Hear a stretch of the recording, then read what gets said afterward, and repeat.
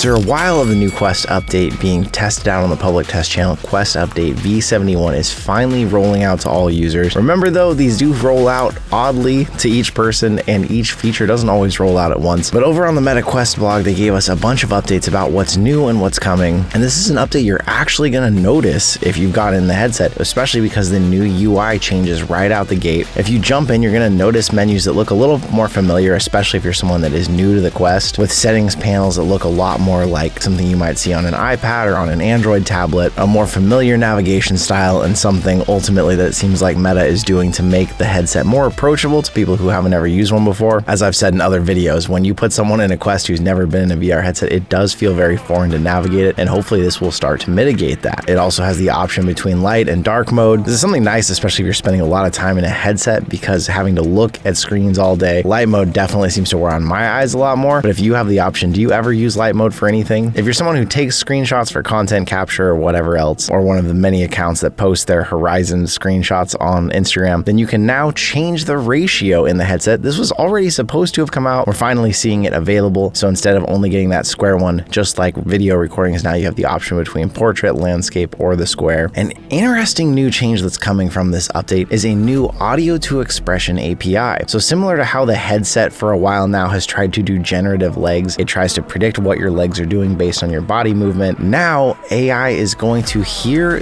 the expressions of your voice and try and translate that into facial expressions for you. So like the leg tracking, it doesn't have the ability to leg track. The Quest 3 doesn't have the ability to emotionally track, but based on the inflections of your voice and such, it is going to try and make your facial expressions match inside the headset. An interesting thought and a potential future to continue making headsets without facial tracking, because this is a feature that wouldn't cost any more to have inside the headset and could still translate your emotions over inside of social experiences. Another welcome change, they are upgrading the pass-through quality on the headset. We've seen several upgrades to the pass-through, and it has gotten much better from when you used to not be able to even read your phone at all through the pass-through to now being able to decently see it. They are also matching up the frame rates between the outer cameras and the inner screens. That way, if you're moving around a room or you're reaching out to grab something, it matches much more closely and should be easier to navigate mixed reality, even if you're walking all around your house in it. I'm happy to see that pass-through mode is getting better, as we've seen over the years from the Quest 2 and forward. It has made a lot of change to how much you use it. I still love showing people mixed reality games for their first time, although I find personally I don't do a ton of gaming in mixed reality, but do you? Travel mode is also something that has been worked on for a while. We're supposed to take it on planes. They said trains were coming, and now train mode is here. Although I can't think of the last time I was ever on a train here in the US, but some other channels have reported that they had taken the Quest on a train before and it worked just fine. So this travel mode doesn't seem to change a lot there, but you can know that it's specifically supposed to also work for trains now. Dolby Atmos is coming to the headset to make for even better audio quality, more spatial audio when you're turning your head and experiences and hearing the audio. It seems like over the last few generations of the Quest and even the Ray-Bans, Meta has really learned a lot about good, better spatial audio. I know that it weirds me out sometimes in games now. You can really hear something off to the side of you, and sometimes I think the sound is coming from outside of my headset because it really feels like it's coming from a direction behind me, even though there's only the two speakers over the ears. So I'm excited to see if this will add another layer of immersion to it, likely for now more with media consumption though than with anything else. A calendar app is being added, probably not the biggest game changer by any means, but if you're someone who spends too much time in VR and gets caught up and then misses notifications, maybe this will be helpful to you. An ability to now adjust the room and the mesh that you see the Quest mapping out when you're in the room, instead of having to redo it every time you want to change something in the environment around you. That's kind of a big deal to those of us who have to remap our rooms all the time, especially with us. I'm using headsets in different environments all the time, and it gets to be a real pain. So hopefully this will make things better. People have been complaining forever about the Quest that we haven't had enough control over audio levels, whether that's in recording, the voice chats, game audio. Well, now when you're inside the headset, there is a new audio level adjustment feature where you can change the call volume, the headset volume. That way you can hear people better, turn down the game if you need to, or if you're someone that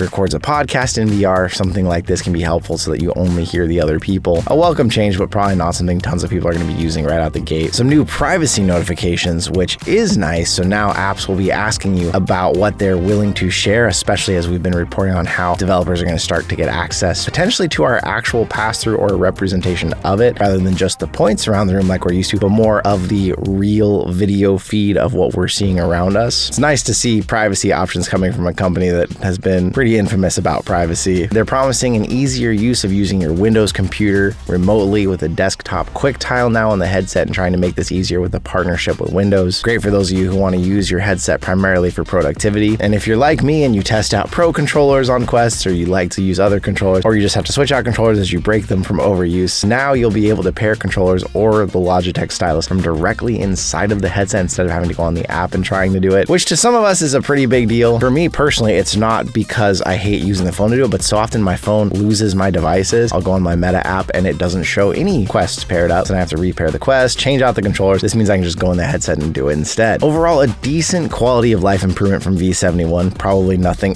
earth-shattering or mind-blowing, but it does show that Meta is listening to what people are asking for in the feedback, and we're getting it through these updates as we roll on. What's a feature you're still waiting for that you'd love to see change on the Quest? I'd love to know in the comments. Something that's always been a struggle with virtual reality and sharing it to the world is the ability to show it off on flat platforms, something we've really struggled with even here on YouTube. Ultimately, most games in VR are meant to be played first person, but when you see it from the outside of the headset, the footage can look really shaky, because what people don't realize who have never tried a headset is although your head may be bouncing around, your eyes always have the ability to focus on an object in the virtual world. And so if we were able to use eye tracking to actually show what you're looking at and keep that centered in frame, the footage wouldn't look so bouncy. It'd be a lot easier to show off what you're seeing. Add to the mix, you are looking through a headset where you have a much wider field of view than what can be shown on a 16:9 frame, and it makes VR look very limited and makes people who have never tried it expect that it is not going to play the way that it does. There's different solutions out there, and Live is one of the biggest companies that makes mixed reality software, something where you can show a third-person perspective, and if you want to use a green screen and capture tools, you can show your actual physical body inside of the VR space. Well, now Live is dropping a Unity SDK for the Quest that will let people create third-person footage in games, but without the mixed reality element if you're just doing this directly on the headset. So instead of seeing someone standing inside of the world of Beat Saber and playing the game Beat Saber, this would allow someone to step out of their character, potentially use an avatar to replace them, and they are advertising one of its main purposes is to show you playing Gorilla Tag from the outside of the gorilla instead of in the gorilla's head. This is great for games like Gorilla Tag when people want to make content though, because it shows how their arms are actually moving, how they're moving around the world. And although I mentioned games like Beat Saber, there are other games confirmed like Trombone Champ that'll be using this, but for now Gorilla Tag is the first major title actually allowing you to use this Live Creator Kit. For now, it's only limited numbers using it, but it is supposed to be rolling out in the coming weeks to everyone. So if you are a content creator or someone who's interested in just being able to capture video of yourself playing a game from outside of your virtual body, this is something that can make a big difference as to how you translate it to the world. It makes me curious, for those of you out there who do consume content, especially in the gaming realm, what do you like to see? It seems to me like the most successful channels are still usually first-person perspective, no face cam, surprisingly, no mixed reality. That way the user who watches it can get more immersed in the story of what's happening or listen to the funny jokes like a wolf in VR will make while he's playing. But a third-person camera does translate how the content is being played better to an audience, although it still may not make for the most engaging or successful videos. What do you think?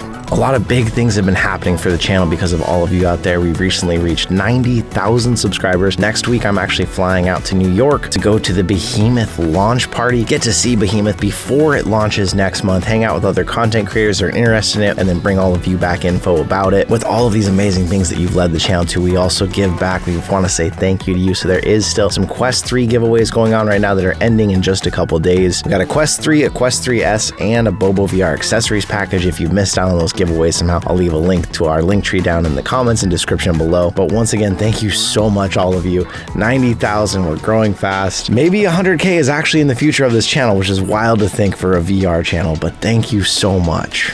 We talk a lot about the Quest here, but Meta's other headset that might be the future of how they're trying to merge the Quest and smart glasses all into one is the Ray-Ban Meta glasses. Something that the first gen I thought kind of sucked, but the second gen, honestly, I use mine quite a bit. They're great for traveling because you can listen to music but also still hear what's happening around you. The videos are good enough, at least for social media, and sometimes we even use the videos here on the channel. Obviously, you're not going to get 4K quality that you're going to get with a Sony camera like we typically use, but it's still quite capable, and then people are using them for AI and other stuff too. Well, now Oprah is saying that these glasses are one of her favorite things of 2024. Not a huge surprise, as even the Quest has made these lists before, and it doesn't always translate to these products selling super well or much better that we know of, but we already know that the Ray-Ban glasses are also selling really well in stores, and a lot of Ray-Ban specialty stores are saying these are the main glasses people are coming in for right now. If you're interested in the Ray-Bans for someone for a Christmas present or for yourself, second gen ones I would definitely say are a lot more worth the price, although to me it still sounds like a lot when you say $300, but if you go look at Ray-Ban Ray-Bans themselves, just as sunglasses, they're way overpriced because they're a really popular brand name as it is. So it's a little easier to justify it, I guess, if you want the Ray-Ban name anyways. But it'll be interesting to see how these merge in the future now that we've seen a bit more about the Orion.